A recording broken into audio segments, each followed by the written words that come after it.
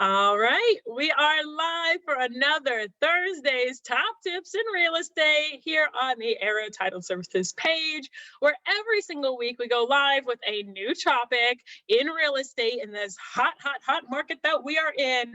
We go live with local realtors and lenders each and every week, and they share with us the most current information on what's going on with the market and the topic that we are talking about and what it is in regards to what it's talking about. So today, we are talking about projected Florida market shifts, which has changed quite a bit over this last year with COVID and the pandemic and everything. So many things have changed in our market.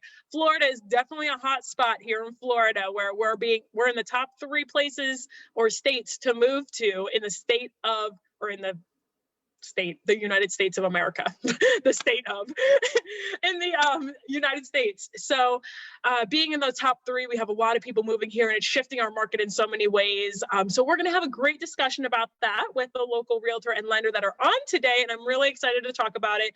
We do go live every Thursday at 2 p.m. Eastern Standard Time, if you happen to be in another state. And that is always available on our YouTube channel, Arrow Title Services, where you guys can go and rewatch any of the previous videos that we have done with the other topics, as well as if you have any questions about the topics that we are talking about today, you can go ahead and reach out to the local professionals that you see on this call. The link to their Facebook page and contact information is in the description of this video, and we hope that you guys find it helpful. So we're going to get started in this conversation and kind of delve into it. We do this in 3 portions. The first portion is going to be talking about the topic of the projected Florida market shifts. And then the second portion is going to be where we talk about our number 1 top tip of the week. And then the third portion is any announcements we have. So make sure you guys stay tuned throughout it all. There's plenty to hear about. And let's get started. Alannah, start us off from the real estate side of things. As a professional local realtor, what are you seeing as a shift in our Florida market here? Well, thank you, Lucy, so much. This is going to be a great subject. I'm Alannah with eXp Realty, and I think that to understand what's going on now, we need to know what's typically happening in the last couple of years. There are flows with our market here. Like you had mentioned, Lucy, this is a very hot area. People want to be here. People flock here. We are very, very tourist dependent. So we need those people coming through, whether they're moving down here permanently or whether this is a second residence or an investment residence. We rely very heavily on them. So we are grateful to be on their radar. So let's dip really quickly into the last couple of years when we typically see the flow. You know, folks from other states who are seasonal homeowners down here, they usually come down in the, October sort of realm, November, and then they end up staying throughout usually March or April. After Easter is usually when they flock home. Last year, 2020 was a perfect example of everything we thought we knew about the standard trends going out the window. Another example prior to 2020 was that we saw a lot of shifts from renting to buying in the family market because they typically want to wait till summertime when their children are not in school or when they're maybe looking to switch areas, and that will take their children from one school and put it into a different district. So the standard flow was disrupted so thoroughly last year with 2020's events. And so what we've noticed over this last year is that the folks that are flocking down here, they're not in a big hurry to leave. We've also had an extended cooler period down here in Florida this past year, which is highly unusual.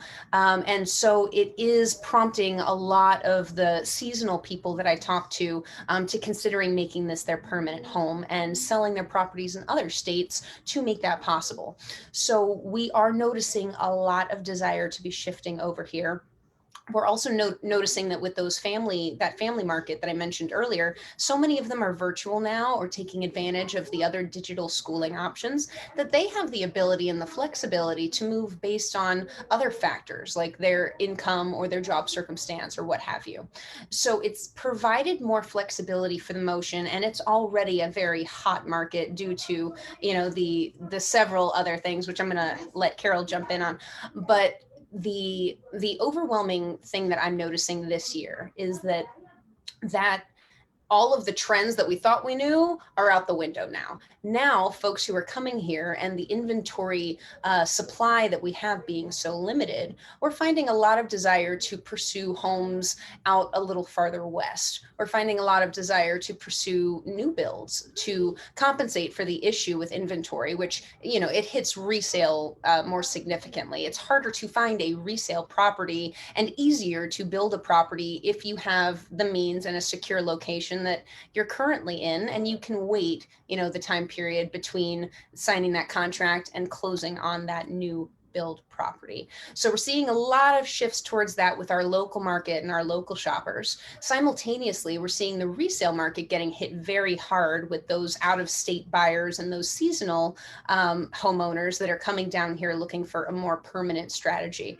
So they are scooping up the resale options out there. There has been heavy investment with cash offers going on that I have seen over the last several months, which is dominating the resale market with our limited inventory down here. So we are noticing several different shifts, and I anticipate that that will continue throughout the year.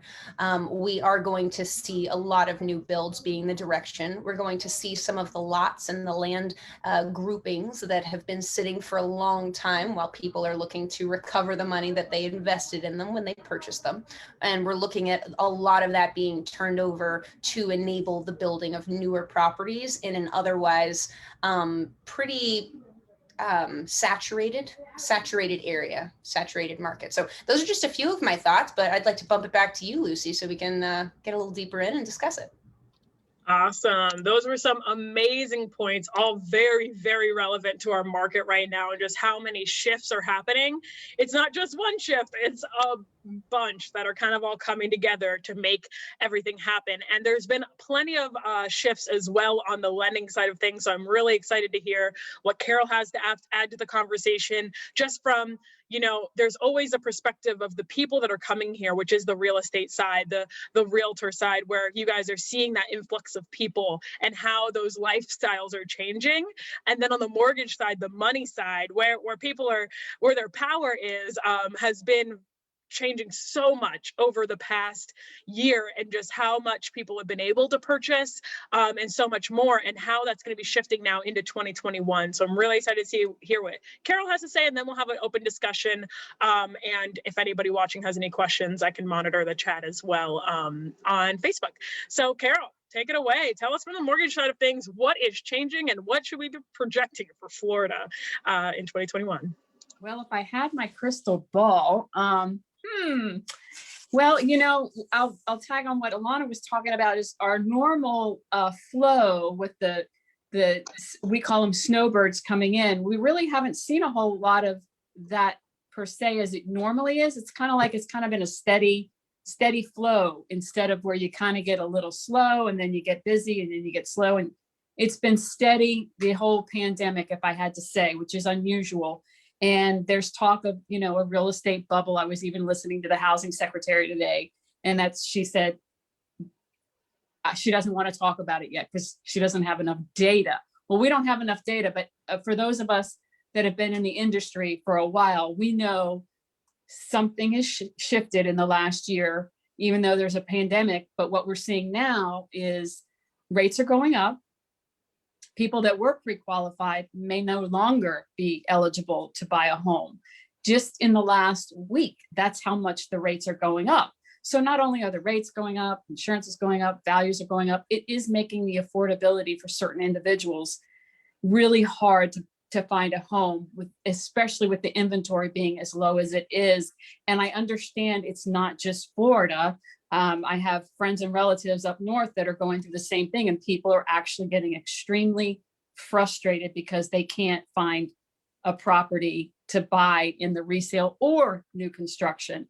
So I know it's a different time for everybody right now, but it's not something that we can't overcome and get through. We just have to set our expectations where they really need to be, and just it's all about expectations. Don't expect, if you're going to go look at a house and there's 20 other buyers in that house, that you're going to get that house. That's what I mean about expectations. So sometimes we might want to change our expectations and understand you're not going to get that dream house with the pool, there just might not be any out there. You might just have to settle for something different till you can build it later or move up later. Because when we're in a low inventory like this, there's only so much to go around. So as far as, with the ebbs and the flows, we are flowing right now in this industry. I don't see anything slowing down anytime soon. However, if you're interested and you've been sitting on the fence, it's time to get into the pool and get it going. Otherwise, you really might just miss out. That's it for now. For now. Wow. So that is a lot of information and great insight onto just kind of what's going on and the ebbs and flows. I think that you mentioned just so much valuable information to process, right? Because, nobody wants to be a negative Nancy, and nobody wants to tell you you can't get, this and that. And, we all want to be positive, which we are. And I think we have been throughout this entire last year. There were so many people in the beginning who were like, oh, it's all going to blow up. It's all going to crash, like blah, blah. And then we're like, no, that's not happening. I don't know where you are. Like, there were so many people, and still to this day, who think that, there's going to be this huge blow up and that the market's going to crash and it's going to be like 2007, 2008. But any local professional that you talk to in the market, they're not, like, majority will say that that isn't going to be the case. And it is because we have a very strong market. You have to understand, the whole market, any market, the housing market, just the economy in general, is all done by supply and demand. And that supply and demand aspect, we have so much demand here in Florida that it's definitely going to project us forward in just how everything is running. Because there is a huge need out there. And as long as there's huge need out there and people willing to pay that amount, then the supply is going to try and keep up with the need. And until the supply surpasses the need, then there's not going to be issues. Now, there might be other issues, like you mentioned, like some people, first-time home buyers, might not be able to get as many homes because they're the ones who are need a very competitive price point. They're in that competitive price point. A lot of times those first-time home buyers are going to be now at this point have been working a lot with, or not working a lot with, but competing against investors, right? Mm-hmm. But didn't something just recently change with investors and like lending and such? Yes, so it did. Yeah. So, maybe if you want to talk to that actually really quick, Carol, because that's a huge thing that helps first-time home buyers, mm-hmm. but that's another shift,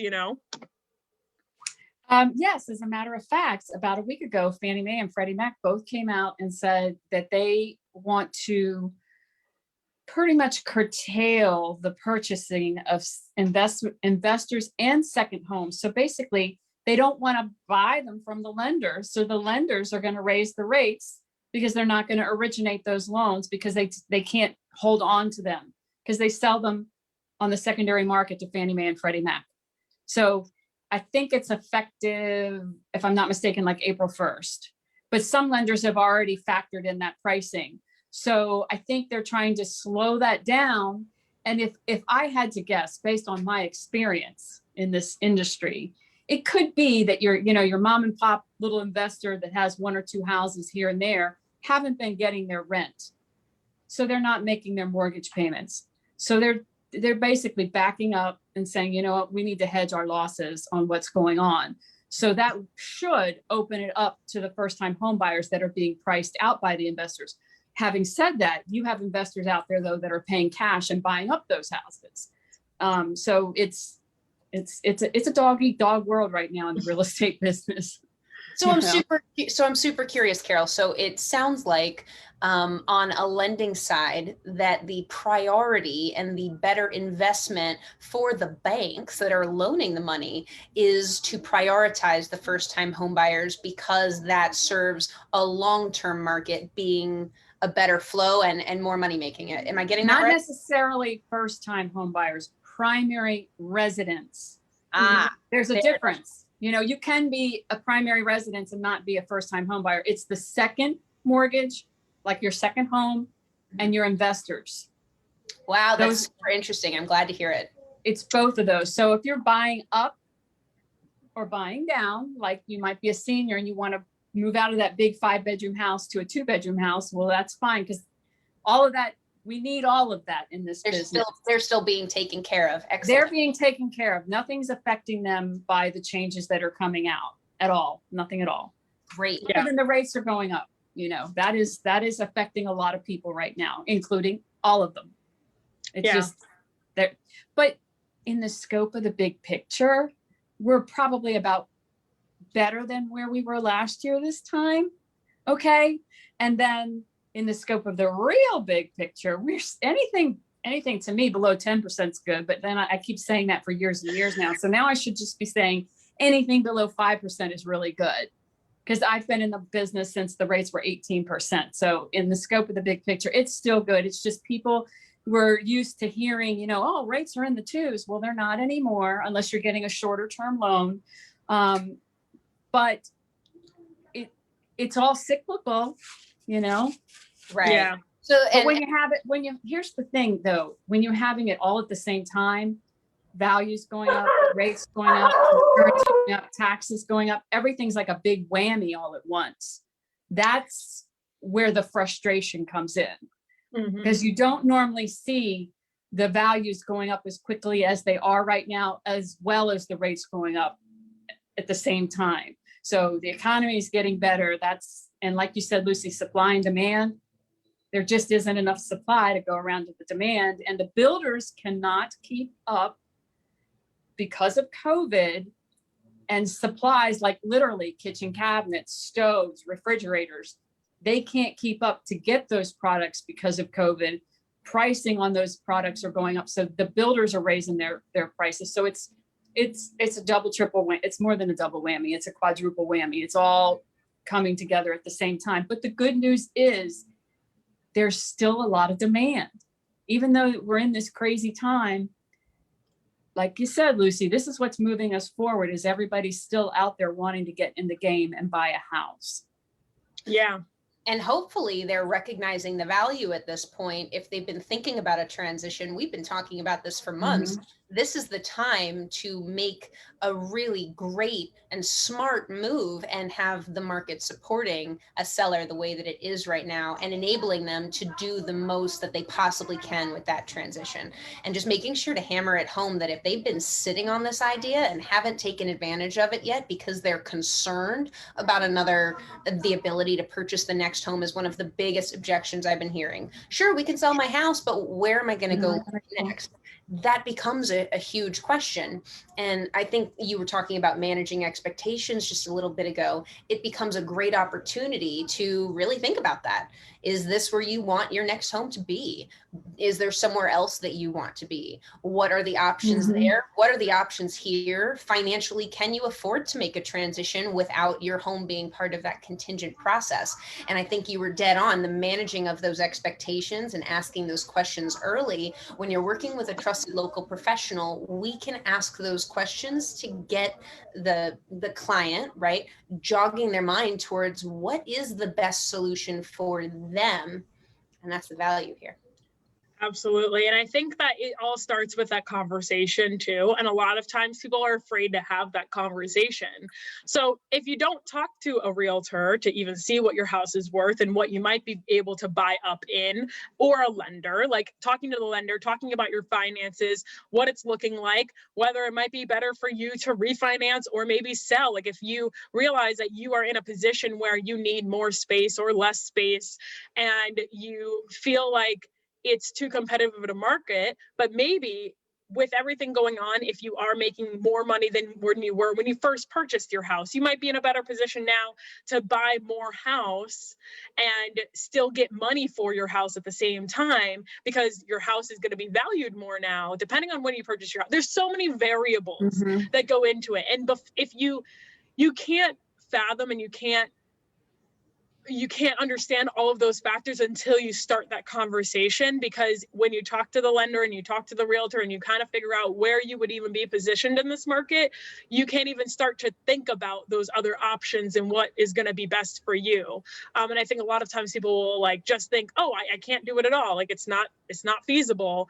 but they're not even starting the conversation to even see, is it feasible? I think they think as soon as they have a conversation, they're like locked in and loaded. And it's like, no, you're not. So how many conversations do we have a day where people are just inquiring, right? Yep. And I mean, like, I had a guy yesterday wants to buy in July. exactly. We will. But that's smart. Yeah, That's let's smart. talk. This is what you got to do between now and then to get ready. You know, Absolutely. that is the smart thing. And there is just so many people too. Like, we have to think that there are more people coming to Florida now than like ever before. So like before COVID, it was 1,000 people a day come to Florida. And they're talking about now, like, there's no statistics out yet. I know. How bad is it?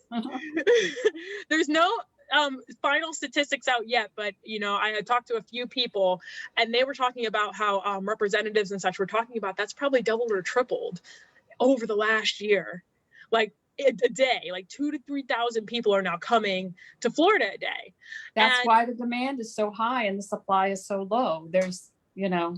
Yeah. I mean, and if you think about it, it's common sense. If you have that much of a shift and doubling and tripling how many people are coming to an area over a year's span, I mean, yeah, obviously you're not going to be prepared for that. I mean, and nobody thought that COVID was going to bring that. That's the thing. And what I've noticed, you know, because I've been here 20 years in Florida, I've noticed they're coming from different parts of the United States that they don't normally come to Florida. Mm-hmm. The West Coast, California, Oregon, Washington State. We normally see them coming from Northeast, coming down the side of the coast. Yeah. But now they're coming from all the way over in California. I think people are going to start making a mass exodus from California. Yeah, that's kind of what I'm seeing, you know, because they still want the warm weather. You know, they also want the added benefit of this, you know, obviously taxes. There's a lot of benefits had there. There's also a lot of benefits in terms of health stuff. Warmer temperatures have less issues, less compromised immune systems. This is where people who are struggling and who may have struggled and are recovering, this is a very desirable place to be as a result of that. And I mean, we rely so heavily on the money and the tourism from that and the people coming in that we're perpetuating it. We're inviting them, you know, and so we're seeing that influx, and it has been a wild year. It's been a wild year. I agree.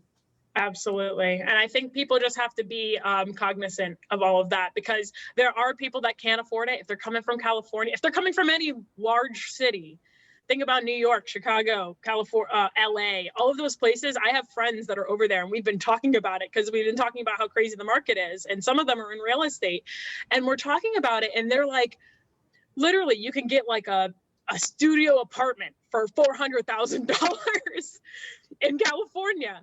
You can get for $400,000, you can get a lot in here in Florida. Like you can get a brand new, souped up, custom built home. Yeah, you can get a lot. So when they see that, they're like, oh my gosh, I can live like a king in Florida. So we have to remember, like, it's for some people, the people who are local, I think, are the ones that are struggling the most, because obviously we're going based off of the pay that we have here locally, and that can't keep up with everything that's shifting. So the pay that people have here locally, also like the people who are first-time homebuyers and try, like those small families that are trying to grow, and the people who maybe aren't used to living in those crazy expensive places. So when they see the prices go up, they're like, whoa. But those people that are coming here are able to afford it. And they're like, they think that they're getting a steal, they're getting a bargain. So it's just a matter of, I think there's gonna be a lot of a shift in the types of people that come here and just who stays here and for what reasons, whether it be job related. People are gonna be now remote working. So remote work has become a huge thing for people. So it's- you can work anywhere. Why not work from paradise? Absolutely. That's what I see that's going on. The ones that COVID hasn't affected their employment and their income. Mm-hmm. So they're like, well, hell, I'm living, you know, in Colorado, sitting in my house in the snow. I might as well go live and work in Florida in the sun. Absolutely. That's what I'm seeing from a financial, you know, aspect of it. Because that's the first question I ask when they're calling me from out of state saying, I want to buy a house in Florida. I'm like, do you work in Florida or is your job affected if their job's not affected and they can live anywhere, why not? But then you get the customers that don't understand, I'm a nurse or I'm a teacher, whatever, up in New York, and they want to buy a house in Florida. Okay, you're going to buy it as a second home. Mm-hmm. And then they're like, what? Wait, what? They're like, wait, no, I want to live in it. I'm like, okay, you got to get a job here in Florida. And then they realize, well, I can't make the same kind of money. And that's the sad part about Florida is the pay structure for teachers and nurses is not the same as up north or out west. Absolutely. And you bring up a great point. We are in a funny place here in our local market where it's really challenging for the people who are, I'm going to say, the ones who are the lifeblood, keeping the community working and operating, are the ones who are not being financially supported to be able to make those transitions and changes as the market is shifting as quickly as it's shifting. And so going back to, what we're seeing locally in the projections, when I drive up and down US 1 right now, I see huge parcels that have been listed for multiple years finally selling. They're finally going and they're finally being cleared out. And it's creating opportunities where I think right now we have a lag with what we can offer our current locals who are making moderate money, not comfortable money, where right now they're struggling because there is so much competition from out of state buyers. But over the next year and a half, as we see these projects that I'm watching being started actually coming to fruition and being finished, the ones who can manage to get themselves into contracts with those situations so that once they're built, they're moving right in, they're in a sweet spot of opportunity. And that's why they need a professional that's looking into those things for them now, because by the time these projects are finished, I don't think people realize that most of it will be sold already. It will be gone. It will no longer be available. And so them getting in now and moving, especially transitioning from renting to buying, which if you look at the census counts over the last several years, which are public record, the amounts of people moving into that 30s and 40s realm, that's where the huge transition right now is between renting and buying. And that's the age bracket that is also doing all that supporting of us. So those are the ones who, this is the time where they can take advantage of you, Carol, and the interest rates and the opportunities that come with borrowing in this market and get themselves in situations and under contract and having arrangements with places to be transitioning into in the next year and a half. It's a little bit of a longer term game, but there are opportunities to provide for our locals too. Absolutely. And it's just about being proactive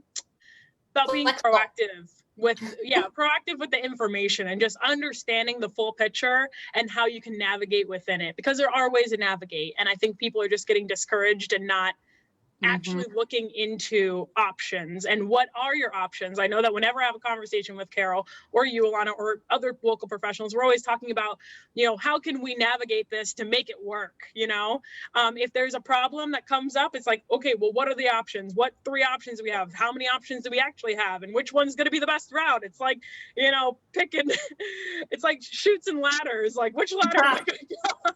Well, we're in a day and age where we expect answers now. We want results yesterday, and we want people who are picking up the phone 24/7.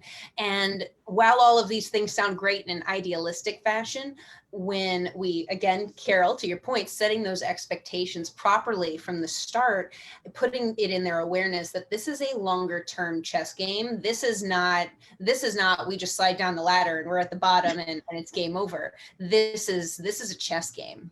Yeah. This is a strategy.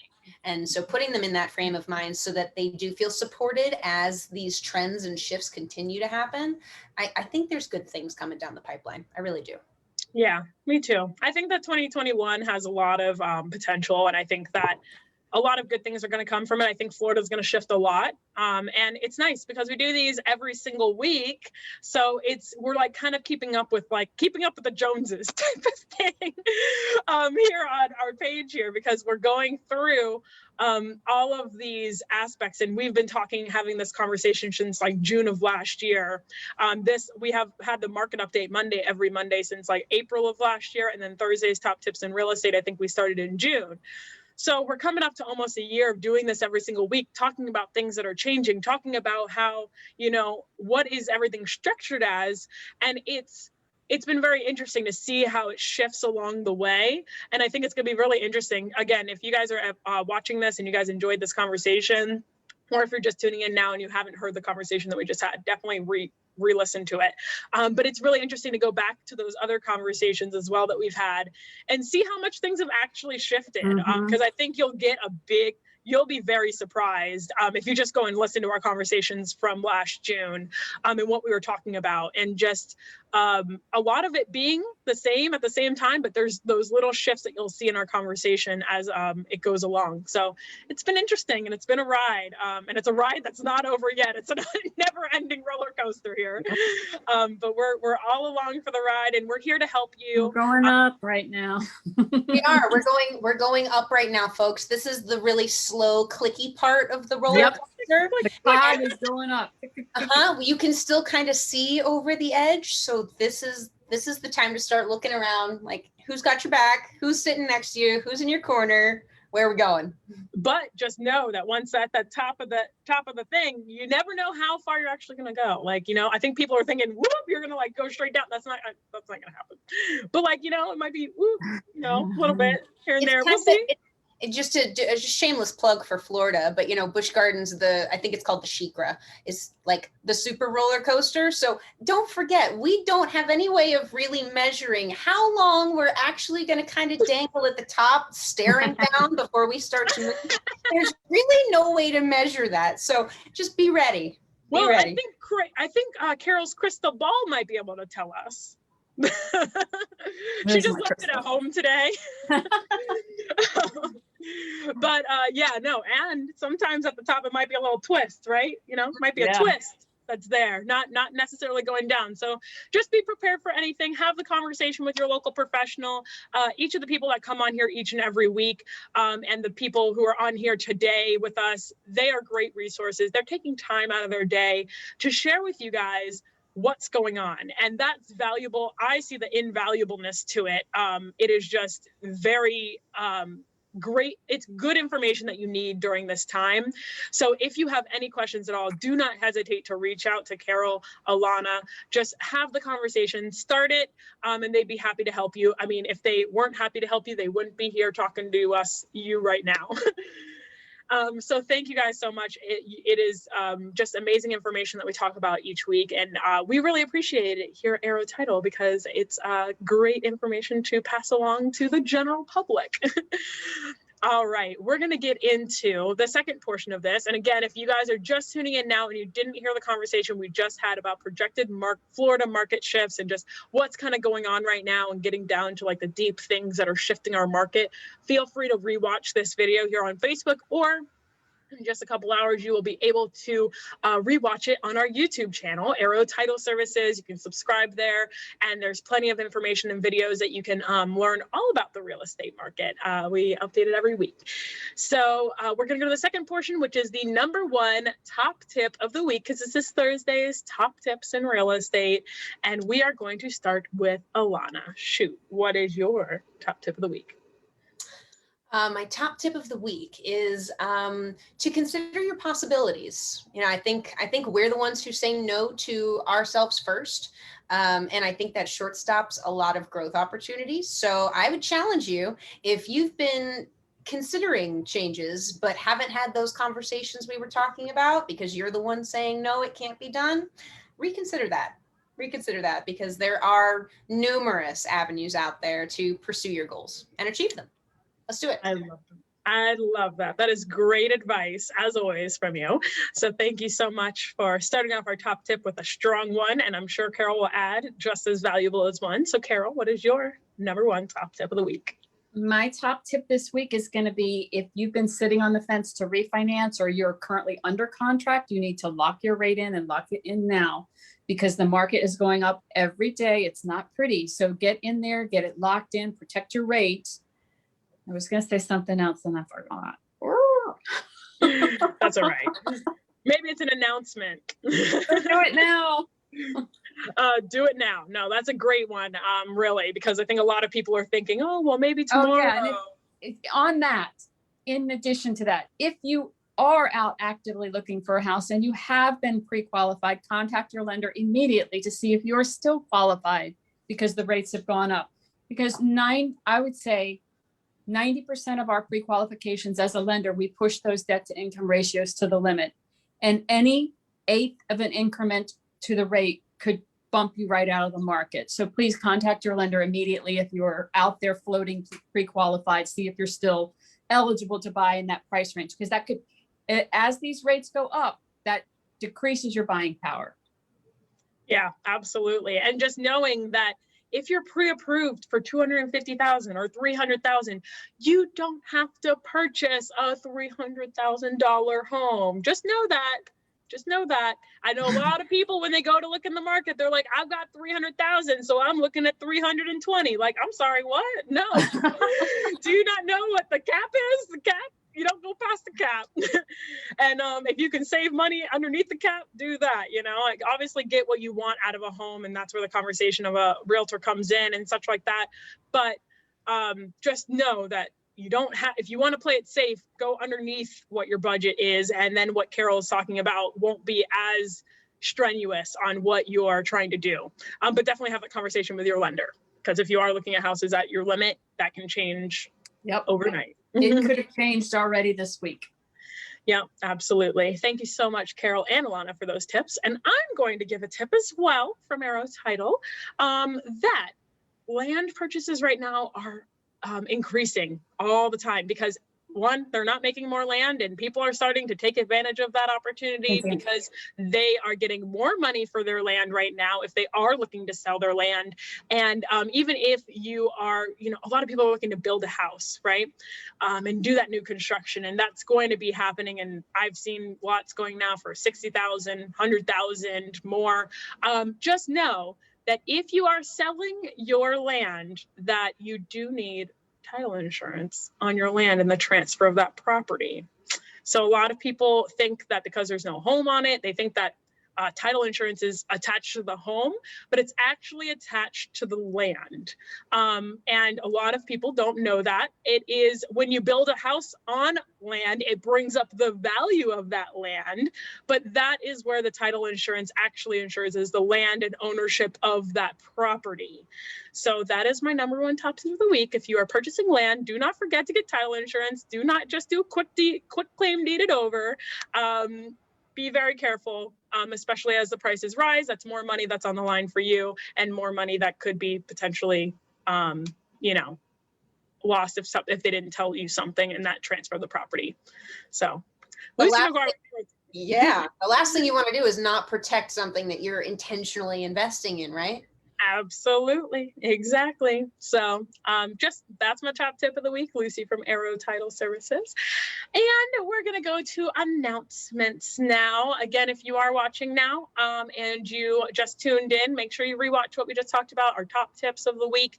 And you can always watch the replay on our YouTube channel, Arrow Title Services, and make sure to reach out to the local professionals on here. Ask any of your questions in regards to mortgage for Carol and real estate for Alannah, and whatever, I'm pointing this way, wherever you are around me.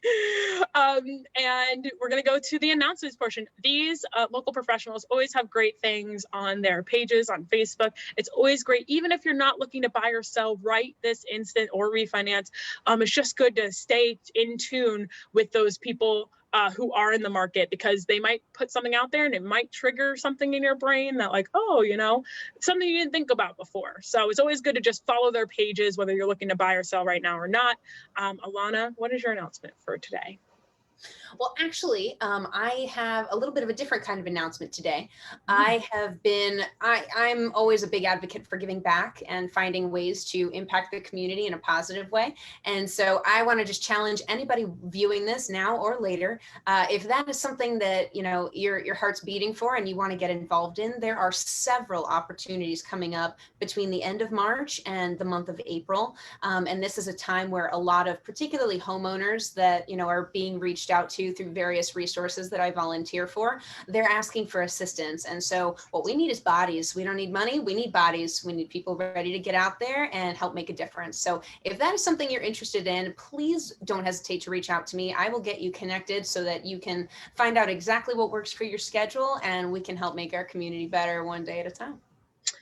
Love that. And I love that, you know, the local professionals that you work with on a daily basis, they all have something that they're doing in the community that's near and dear to their heart. I know that both of the individuals who are on here today do just that. And they have something that, you know, they invest their time in, or charities and whatever it might be. So it's always great to see those pieces of the community be a part of what we do in our business as well. So I love that, Alannah. Thanks for putting that out there. I think that's some great advice, and definitely help out with any organizations that are near and dear to your heart. Make sure that you reach out and see if there's any way that you can help them. So that's a great one. Thank you, Alannah. And Carol, what do you have today to announce? I'll announce that if you are a first-time home buyer, there are funds available still through the state of Florida, anywhere up to $10,000, or grants up to 5% of the loan amount. They changed that, so I got to remember that. But there is money available if you're a first-time home buyer. Hit me up on my Facebook page or my website, because I'm the gal to help you out with that financing. I love that. That's awesome. Thank you so much, Carol, for all that you do, and Alannah for all that you do. Thank you for being a part of this. Arrow Title and myself, thank you very much for sharing your big brains in real estate with all of the experience that you guys have. Working with a true local professional can make a huge difference in just how your experience goes when you're in the real estate industry. It is crazy right now. There's a lot of movement going on, but having local professionals that are there to communicate with you and help you step by step through that process is going to make it a heck of a lot easier, trust me. So thank you guys for being awesome and everything that you do, providing value for everyone out there in the social media world. And thank you for taking the time out of your day. And we will be back again next Thursday at 2 p.m. Eastern Standard Time with another topic in real estate that will tickle your fancy, hopefully. And we will see you then. So thank you for tuning in, and make sure to like and follow the Arrow Title Services page so that you guys can get notified whenever we go live next. So have an amazing rest of your guys' day and week, and we will see you guys then. Thank you so much.